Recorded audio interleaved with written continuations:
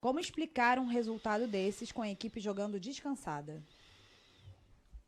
Mas vai acontecer, já aconteceu muitas vezes, aconteceu hoje, vão acontecer outras vezes. Isso não quer dizer que no momento que uma equipe descansa, ela tem a certeza da vitória. Se é assim, você pega algumas equipes grandes aí do Campeonato Brasileiro, que só disputam o Campeonato Brasileiro, então eles têm a obrigação de ganhar o título. E não é por aí. Não é porque nós descansamos entre aspas, né? Que a gente não jogou com a equipe principal aí no meio da semana, que nós iríamos vencer fácil o Internacional. Não tem jogo fácil, independente se você descansa ou não. Eu já havia falado que nós iríamos tropeçar uma hora. Infelizmente, nós tropeçamos hoje. E não tem um time imbatível. Todo mundo vai tropeçar. Da mesma forma que o Flamengo lá na frente vai tropeçar de novo. Isso faz parte do futebol. O Flamengo não vai ganhar todos os seus jogos. Mas isso não quer dizer que o Flamengo não jogou bem hoje porque ele não jogou durante a semana. Eu volto a repetir, se fosse assim, o próprio Internacional que se joga uma vez por semana, só joga, disputa o Campeonato Brasileiro, teria a obrigação de ser campeão. Nosso futebol não é assim, não. Monique Danello, TNT Esportes. Renato, boa noite. O Gabriel acabou expulso em um dos muitos lances de irritação do Flamengo com a arbitragem no jogo. Você acha que o time acabou perdendo um pouco a cabeça na partida de hoje? Não, nós não perdemos a cabeça. Os jogadores tiveram até uma certa tranquilidade por tudo aquilo que vinha acontecendo na partida. Mas eu não falo de arbitragem. Eu não gosto de comentar, entendeu? Eu acho que é o trabalho da imprensa, é o trabalho dos comentaristas, entendeu? Tem o VAR lá para isso. A única coisa que eu questionei o árbitro durante a partida e após a partida foi nos dois primeiros gols do Internacional. No lance do Bruno Henrique, que eu vi falta, e no Diego, que eu vi falta também. Mas isso não é desculpa, porque nós tomamos o gol. Só que eu achei que ele deu uma vantagem que o Flamengo não teve vantagem. Só isso. Mas a arbitragem não cabe a mim comentar, eu tenho que cuidar da equipe. Rafael Melo, canal Rafa Melo. Renato, nos primeiros minutos do jogo, o Flamengo foi melhor em campo, mas deixou de finalizar em duas oportunidades claras. Após as oportunidades desperdiçadas, o Internacional começou a achar os contra-ataques e matou o jogo. Você concorda que o time entrou com uma postura um pouco displicente na partida? Não foi displicente não. Nós sabíamos que o Internacional iria jogar por uma bola parada, iria jogar principalmente no contra-ataque. E foi assim que o Internacional achou seus gols. Todos os gols deles foi no contra-ataque, onde a gente não soube matar a jogada, deu espaço. Nós sabíamos que do jeito que o Flamengo joga poderia acontecer. Infelizmente aconteceu, mas principalmente aquilo que eu falei nos dois primeiros gols do Internacional. Eu achei principalmente no primeiro gol no Bruno Henrique, foi uma falta bem clara, que ele não deu, e a partir daí resultou o primeiro gol do Internacional. Felipe Schmidt, GE. Boa noite, Renato. Quando o Flamengo teve uma sequência de vitórias, você já vinha alertando que uma hora o time iria tropeçar. Agora, como lidar e o que retirar de uma derrota como essa no Maracanã? A gente aprende sempre com as derrotas, a gente aprende com os empates, a gente aprende com as vitórias, mas isso é um papo que eu sempre tenho com o grupo. É, as coisas no Brasil, principalmente, no momento que você ganha, você é bom. E da noite para o dia, quando você não ganha, você não é bom. Eu não estou falando em cima dessa pergunta, mas muita gente pensa assim, não é só do Flamengo, de todas as equipes. Quer dizer, nós não temos no Brasil e no mundo uma equipe imbatível. Uma hora vão acontecer as derrotas. O Flamengo, estava comentando com alguns agora no vestiário, o Flamengo no passado, se eu não me engano, tomou de 5 de São Paulo aqui no Maracanã. E o Flamengo foi campeão brasileiro. Tomou 4, 5 numa Libertadores e o Flamengo foi campeão da Libertadores também. Então, a gente não gosta que isso aconteça, a gente fica triste, entendeu? Mas é dar continuidade no trabalho, que a gente confia no nosso trabalho e confia no nosso grupo de jogadores. Pedro Henrique Torre, ESPN. Boa noite, Renato. O time iniciou até bem a partida, mas caiu muito de rendimento após sofrer o primeiro gol. A que você atribui essa queda? Começamos bem, como ele mesmo falou, a partida, criamos algumas oportunidades e aí, infelizmente, a gente se perdeu um pouquinho no momento que, volto a repetir, na minha opinião, teve a falta no Bruno Henrique, que ele não deu.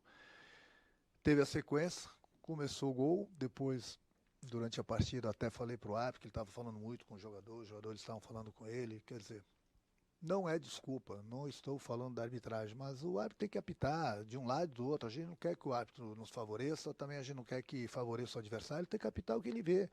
Só que a gente tem todas as condições, nós temos um VAR, hoje em dia, que o VAR pode ajudar o árbitro. O árbitro, de repente, também ele tem que saber escutar. Eu escutei uma entrevista de um jogador do Vasco essa semana, que ele colocou muito bem. Você erra, o treinador erra, ele tem que vir aqui se explicar. O jogador erra, ele tem que vir aqui se explicar. Eu não estou nem falando do árbitro de hoje, mas o árbitro erra, o auxiliar erra, eles não precisam se explicar. Quer dizer, é difícil. Eu acho que a CBF deveria repensar também, após as partidas, independente do resultado, o árbitro da entrevista também. Ele respondeu algumas perguntas também, ele tem que ser questionado. É muito fácil um árbitro errar numa partida e ele não dá entrevista, esconder debaixo dos panos, passa, no outro jogo ele está pitando. Enquanto que os jogadores, os técnicos são criticados. Por que o árbitro não pode dar entrevista? Por que ele não pode se explicar? Por que a CBF não autoriza? Quer dizer, então, muitas vezes acontece isso. Aconteceu, por exemplo, no jogo nosso de quarta-feira, de quinta-feira, o Michel fez um gol legítimo. Anularam porque não tinha VAR. O bandeirinha estava bem colocado. Estava meio metro atrás. Ele deu impedimento. E se aquele gol fosse para decidir a classificação? Então, é muito simples. Você erra, vai para casa. Outro jogo você está apitando, bandeirando. O treinador erra ou não erra. Não acontece, mas ele está todo jogo dando explicações. Da mesma forma os jogadores. Então, acho que a gente vai aprendendo com o passar do tempo. Nós estamos no século XXI, né? Então, está na hora de a gente repensar algumas coisas. E, em termos de repensar, seria importante a CBF falar para os árbitros virem aqui e se explicarem também após a partida. Porque eles nunca erram, né? Eles nunca estão errados. Sempre são os treinadores, sempre são os jogadores. Mas quem sou eu para falar sobre isso, né? Mas seria importante, interessante os clubes se reunirem com a CBF e colocar isso para os árbitros também darem entrevista após as partidas. Luiz Antônio, canal Luiz Antônio Rubro Negro. Boa noite, Renato. Hoje o Flamengo não teve uma dinâmica de proteção para sua defesa e tomou 3 gols de transição apoiada e 1 de transição direta. Como resolver esse problema para os próximos desafios? Não, a gente tem treinado, o grupo está bem, a gente tem treinado, tem jogado bem, entendeu? Aquilo que eu falei, não é por causa de uma derrota, lá a gente fica triste até pelo placar, pelo que aconteceu. Hoje quase não deu nada certo pra gente, né? E o Internacional soube se aproveitar disso. Mas é continuar o trabalho. Então, até antes dessa partida, todo mundo era jogador de seleção brasileira, o técnico era um dos melhores do Brasil. E agora, não, tudo bem, a gente entende, nada deu certo hoje pra gente, acontece. Pode ter certeza que o Flamengo, e quarta-feira é outra competição, é Libertadores, e pode ter certeza que vai ser um Flamengo bem diferente do que foi hoje. Wesley Ramon, Portal Urubu Interativo. Renato, o Flamengo vem de 7 vitórias e com goleadas. Hoje é goleado pelo Internacional em casa. Na partida anterior, o Flamengo foi poupado. Você acha que isso pode ter influenciado no ritmo de jogo dos jogadores? Não, aquilo que eu falei, se fosse assim, as equipes que estão disputando, inclusive o Internacional, disputam uma partida por semana só disputa o Campeonato Brasileiro. Teria a obrigação de ganhar o campeonato. E mesmo assim é difícil para quem joga 2, 3 vezes por semana, para quem joga uma vez só. Aconteceu, hoje aquilo que falei, se nós tivéssemos aproveitado as 2, 3 primeiras oportunidades, o jogo seria totalmente diferente. Mas infelizmente nós não aproveitamos, o Internacional soube se aproveitar, jogou no contra-ataque, achou seus gols e venceu a partida. Última pergunta, Mauro Santana, canal do Mauro Santana. Até que ponto o time se deixou levar pelo retrospecto positivo na atuação de hoje? Não, ninguém entrou com salto alto, bem pelo contrário. Uma das coisas que eu mais cobro do meu grupo é isso. Eu sempre falo para eles, olha, quando as equipes enfrentarem o Flamengo, o pessoal vai mudar a tática, o esquema de jogo, alguns jogadores, para que eles saibam das dificuldades que vão encontrar quando jogam contra o Flamengo. Todo mundo vai dar vida contra o Flamengo, todo mundo. Eu sempre preparo, eu sempre converso com eles sobre esse tipo de assunto. Mas infelizmente aquilo que eu falei, hoje não deu praticamente nada certo pra gente. E ainda assim nós perdemos um jogador no segundo tempo para complicar ainda mais. Mas aquilo que eu falei, a gente aprende com as vitórias e a gente aprende com as derrotas também.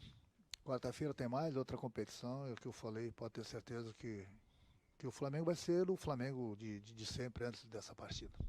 Obrigada.